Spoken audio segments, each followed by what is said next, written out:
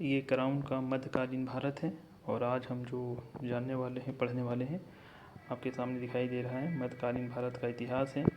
ये crown book का सारा सिलेबस है, यानी कि जो क्राउन बुक में जितना कुछ लिखा गया है मैंने सभी चीज़ों को इसमें शामिल करने किया हूँ, जिसके कारण आप क्या कर सकते हैं कि किताब से भी पढ़ सकते हैं, नहीं तो मेरे वीडियो को भी देख के पढ़ सकते हैं। तो आज जो हम बात करने वाले हैं वो है मध्यकालीन भारत का इतिहास। और ये शुरू हो जाता है आपका मध्यकालीन हर्षवर्धन की मृत्यु के बाद।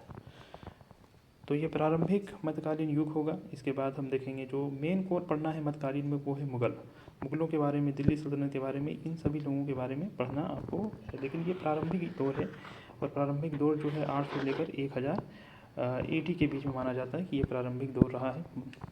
इसमें 3 जो राजा थे वो कह सकते हैं कि प्रमुख थे। 3 किंगडम जो थे वो काफ़ी प्रमुख थे। 3 साम्राज्य देख सकते हैं, उत्तर भारत और दक्कन में इतने साम्राज्य था और ये 3 साम्राज्यों का उदय हुआ 800 से लेकर 1000 AD, जिसमें से पाल, जिसमें प्रतिहार और राष्ट्रकूट थे। 3 राजाओं का अभी हम देखते हैं कि ये 3 राजा जो हैं वो किन किन क्षेत्र में रहा करते थे। तो ये देख सकते हैं, ये इंडिया का मैप है, इसमें आपको दिखाई दे रहा होगा कि ये रहा पाल का क्षेत्र, देख सकते हैं। ये आपका मगध है और बंगाल का क्षेत्र। पाल जो नरेश थे ये आपको बंगाल और बिहार में देखने को मिलेगा। राष्ट्रकूट का तो था वो पूरा कर्नाटक और इधर सारा क्षेत्र जो था, लेकिन ये लड़ाई क्या करते थे यहाँ पे। और ये है प्रतिहार। तो ये 3 जो थे, ये गुजरात में इनका राजधानी था और पाल का जो है बंगाल में, और राष्ट्रकूट जो थे वो मेन जो थे कर्नाटक से इसका बिलोंग है, कर्नाटक में इनकी राजधानी थी। अब देखिए इनका जो संघर्ष जो होता था वो होता था कन्नौज के लिए। यहाँ आप देख सकते हैं कन्नौज है, ये कन्नौज के लिए ही संघर्ष किया करते थे।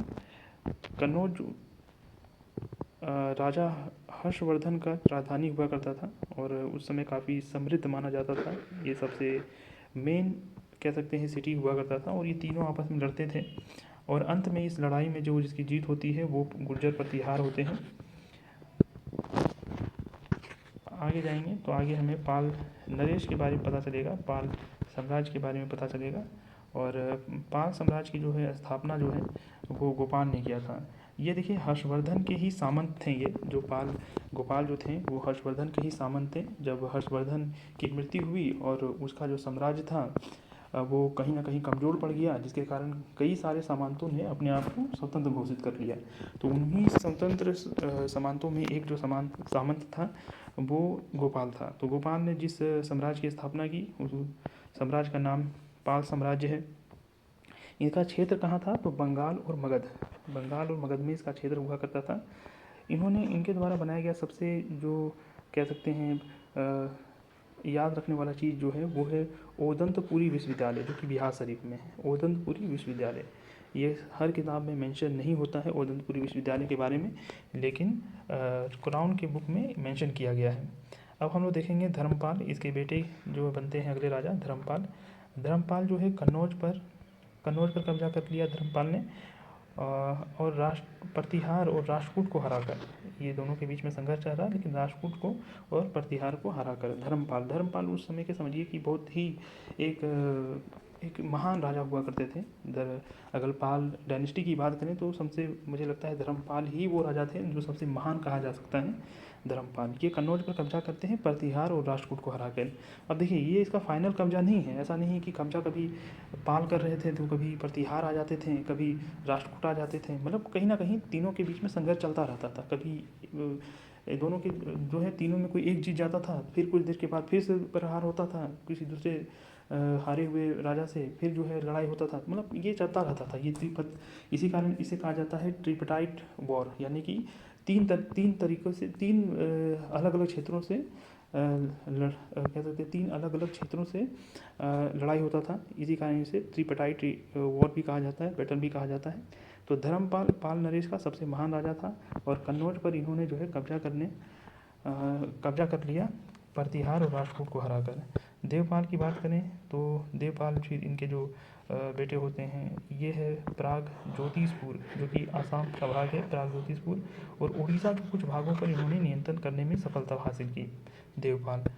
आगे देखते हैं, बौद्ध बौद्ध धर्म के संरक्षक ये हुआ करते थे। बौद्ध धर्म पर इनका विश्वास हुआ करता था। बौद्ध धर्म याद रखना है कि ये बौद्ध धर्म के संरक्षक हुआ करते थे। बौद्ध ज्ञान विज्ञान और धर्म के संरक्षक हुआ करते थे।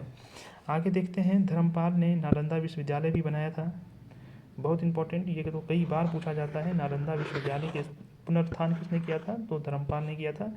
और विक्रमशिला जो है, विक्रमशिला विश्वविद्यालय की स्थापना धर्मपाल, ये कई बार क्वेश्चन पूछा जा चुका है, तो इस पर अब थोड़ा नज़र जो है बनाए रखिएगा कि धर्मपाल ने विक्रमशिला विश्वविद्यालय की स्थापना किया था और नालंदा विश्वविद्यालय जो है उनके द्वारा पुनरुत्थान किया गया था, यानी कि फिर से जो है रिनोवेट किया गया था।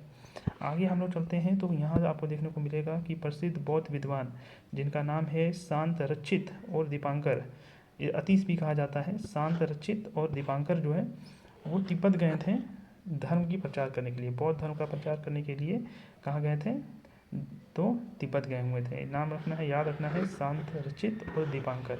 ये सब नाम आपको यूपीएससी बीपीएससी जेपीएससी जैसे एग्जाम्स में पूछे जा सकते हैं कि बताइए ये दोनों कौन थे और ये फिर ये कहाँ गए थे, किस जगह पे धर्म प्रचार करने गए थे। तो याद रखना है इसको, शांत रचित और दीपांकर। ये आपको नॉर्मल एसएससी वाला एग्ज़ाम में नहीं पूछा जाएगा, लेकिन ये उम्मीद कीजिए कि आपको ये बीपीएससी जेपीएससी और यूपीएससी जैसे एग्ज़ाम्स में ही पूछे जाने की संभावना है।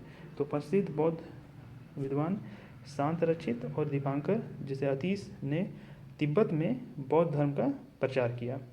फिर इसके बाद है गुजरात कवि, जो गुजराती कवि थे जिसका नाम था सोड्डल। धर्मपाल को उत्तर पथ स्वामी कहा, उत्तर पथ का स्वामी कहा। अब ये उत्तर पथ क्या होता है तो थोड़ा हम लोग जानेंगे। उत्तर पथ ये क्या है, ये देखिए, ये आपको दिखाई दे रहा है, ये इंडिया का मैप है। तो मौर्य काल में दो ऐसे हाईवे कह सकते हैं, ये रोड का निर्माण किया गया था, पथ का निर्माण किया गया था, जिसमें से एक जो था वो उत्तर पथ हुआ करता था जो कि पेशावर तक जाता था, और दूसरा जो हुआ करता था वो दक्षिण पथ हुआ करता था, जो शायद मुझे लगता है गुजरात तक जाया करता था। कुछ ऐसा ही था, तो इसे उत्तर पक्ष कहा जाता था। एक सेकेंड, उत्तर पथ इसे कहेंगे और एक को कहेंगे दक्षिण पथ, दक्षिण पथ, और ये आपका उत्तर पथ हो जाएगा। तो इस तरह से दो अलग अलग पथ देखने को मिलते हैं। तो इसी का स्वामी इसने कहा था, जो सोड्डल ने, जो गुजराती कवि थे, उसने धर्मपाल को इसी पथ का स्वामी कहा था। ये पथ क्योंकि काफ़ी महत्वपूर्ण पथ था व्यापार के लिए, यहाँ से सीधा जो है पाकिस्तान के जो पेशावर शहर है वहाँ तक वो जाया जा सकता था, जो कि कोलकाता से स्टार्ट होता था और एकदम से पेशावर तक जाता था। तो इतना है भाई जानकारी है इस साम्राज्य के बारे में। हम अगला जो देखेंगे वो प्रतिहार नरेश के बारे में जानेंगे, और फिर जो है राष्ट्रकूट के बारे में। तो आज बस इतना ही, अगले वीडियो में मिलते हैं।